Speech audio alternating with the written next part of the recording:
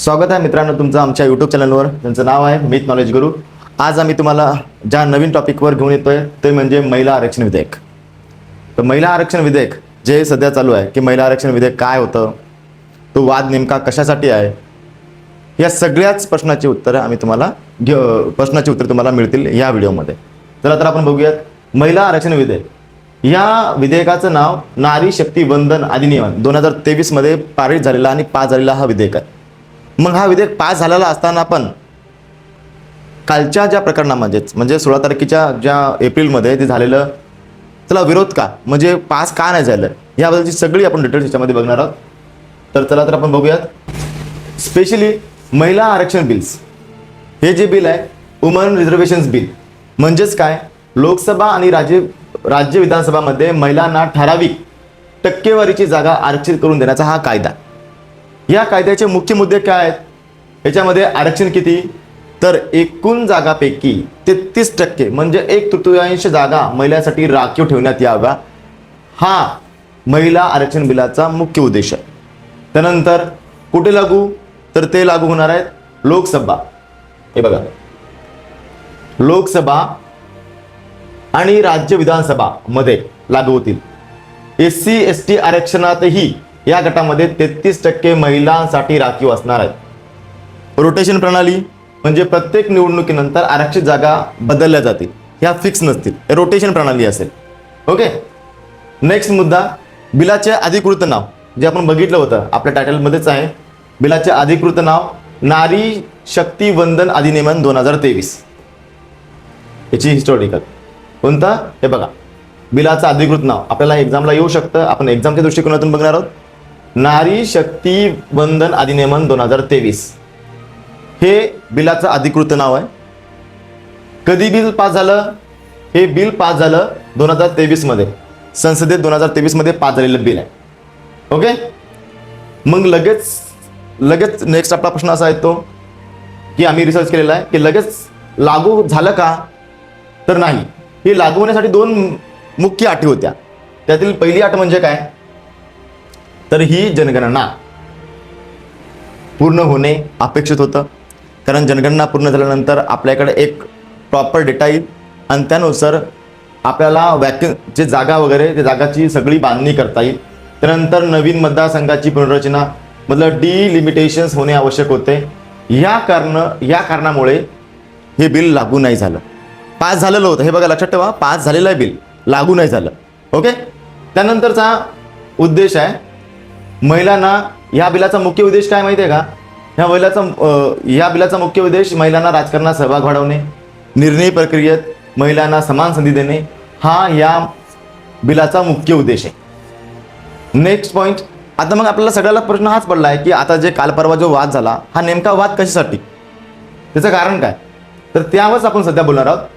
म्हणजे काय, पहिला तर पॉईंट हाच येतो की त्वरित म्हणजे लवकर लागू ना, म्हणजे त्वरित लागू करायचा की नंतर, हाच एक मुख्य पॉईंट आहे. म्हणजे काय, सरकारचं म्हणणं काय, आधी जनगणना आणि नंतर मतदारसंघाची पुनर्रचना करायची आणि झाल्यानंतर तो लागू करायचा, जेणेकरून प्रॉपरली एक आपल्याला जागा सेट करता येतील, असं सरकारचं म्हणणं. मग विरोधकाचं म्हणणं काय ठरलं होतं, हे कारण देऊन हे विधेयक मुद्दाम सरकार हे उशीर केला जातोय, हा विरोधकाचा म्हणणं आहे. त्यानंतर सेकंड पॉइंट, ओबीसी महिलांसाठी वेगळं आरक्षण आहे का. काही पक्षांची मागणी आहे की 33% आरक्षणात ओबीसी महिलांसाठी स्वतंत्र कोटा असावा, काही पक्षांचं म्हणणं आहे. सध्या कायद्यात काय, फक्त SC आणि ST महिलांसाठी उप आरक्षण आहे, ओबीसी साठी नाही आहे.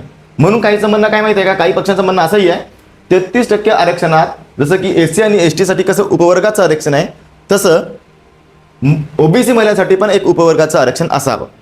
ओके. हा एक पॉईंट महत्वाचा आहे.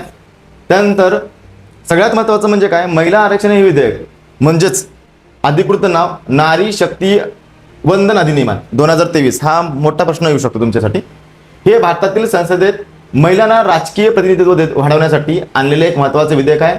आणि एप्रिल 2026च्या अपडेटनुसार आपण काही प्रमुख माहिती बघणार आहोत. त्याच्यामधली पहिली माहिती म्हणजे काय, महिला विधेयक म्हणजे काय, तर ते आपण बघितलंच की लोकसभा आणि राज्यसभाच्या विधानसभेमध्ये महिलांना 33% जागा आरक्षित करणे, याचं अधिकृत नाव आहे नारी शक्ती वंदन अधिनियमन असंही म्हटलं जातं.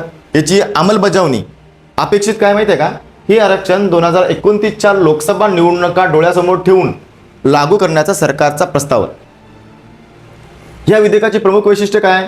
की 33% जागा राखीव असाव्या. जागा वाढण्याचा प्रस्ताव 2026च्या अपडेटनुसार हे आरक्षण लागू करण्यासाठी लोकसभेच्या, हे बघा आपण लोकसभा राज्यसभाच्या ह्या पॉईंट्सवर पण आपण बोलणार आहोत. लोकसभेच्या 543 वरून 850 पर्यंत करण्याचा प्रस्ताव आहे, जेणेकरून विद्यमान जे सध्या पुरुष खासदाराच्या जागा कमी होणार नाही याची दखल घेण्यात आलेली आहे. ओके, म्हणजे जागा वाढल्यानंतर त्या जागामध्ये 33% आरक्षण हे महिलांना असावं असं सरकारचं म्हणणं आहे. त्यासाठी आता बघा सगळ्यात महत्त्वाचा पॉईंट इथे देतो. त्यासाठी 131वी घटना दुरुस्ती. आता हे बघा याच्यामध्ये पॉईंट काय दिलेला आपल्याला, त्यासाठी 131वी घटना दुरुस्ती हे विधेयक पास करण्यासाठी मांडण्यात आले होते. जे परवाचं जे मॅटर झालं होतं ना, म्हणजे परवा ज्या प्रकरणावर वाद चालू होता ना, ते प्रकरण आता आपल्याला लक्षात येईल. म्हणजे काय 131वी घटना दुरुस्ती म्हणजे हे पास करण्यासाठी हे विधेयक मांडण्यात आलं होतं. 15 वर्षासाठी लागू असावं, नंतर वाढवले जाऊ शकते असं होतं. पण 16 एप्रिल 2026 रोजी संसदेच्या विशेष सत्रात हे विधेयक मांडण्यात आले होते. मात्र 2026 म्हणजे एप्रिल 2026च्या अहवालानुसार मतदानाच्या वेळी आवश्यक असलेले 2/3 म्हणजे एवढे मतदान पडणं अपेक्षित होतं. पण विशेष बहुमत न मिळण्याने आता आपल्याला याची माहिती नसल्यामुळे आपल्याला काय वाटलं होतं, हे विधेयकच काय झालं, पास नाही झालं. ही बिल पास झालेलं आहे कधी माहिती आहे, 2023ला. आणि या बिलाचं पण नाव नारी शक्ती वंदन असं या बिलाचं नाव पण आहे. पण या बिलासाठी जे की काय होतं, हे विधेयक पास करण्यासाठी 131वी घटना दुरुस्ती करणं अपेक्षित आहे. पण ही 131वी घटना दुरुस्ती करण्यासाठी जे की 16 एप्रिलला एक अहवाल संसदेमध्ये दिला होता, तो संसदेमध्ये अहवाल देण्यासाठी 2/3 जागा म्हणजे एवढं मतदान होणं अपेक्षित आहे. पण ते विशेष बहुमत न मिळाल्यामुळे विधेयक लोकसभेत नामंजूर झाल्याची बातमी आहे. ओके, त्यामुळे विरोधात जास्तीत जास्त मतदान झाल्याने मोदी सरकारला हा सगळ्यात मोठा धक्का बसला. थोडक्यात म्हणजे काय, महिला आरक्षण हे विधेयक महिलांना सत्तेत भागीदारी देण्यासाठी आणलेला एक सगळ्यात मोठा घटनात्मक बदल आहे, ज्यावर सध्या राजकीय चर्चा आणि मताद्वारे विरोध चालू आहे. हे यामागचा एक मेन कन्सेप्ट होता. आशा आहे तुम्हाला आमचा हा व्हिडिओ आवडला असेल. या संबंधाची परीक्षेच्या दृष्टीने कशा प्रकारे क्वेश्चन येऊ शकतात याची तुम्हाला आम्ही माहिती देण्याचा प्रयत्न करू, माहिती देऊ. तुम्ही आम्हाला व्हिडिओ कसा आवडला नक्कीच कमेंट करून सांगा. पण तुम्हाला याबद्दल अजून माहिती घ्यायची असेल तर नक्कीच कमेंट करा, आम्ही तुम्हाला ती माहिती देण्याचा प्रयत्न करू. धन्यवाद, थँक्यू.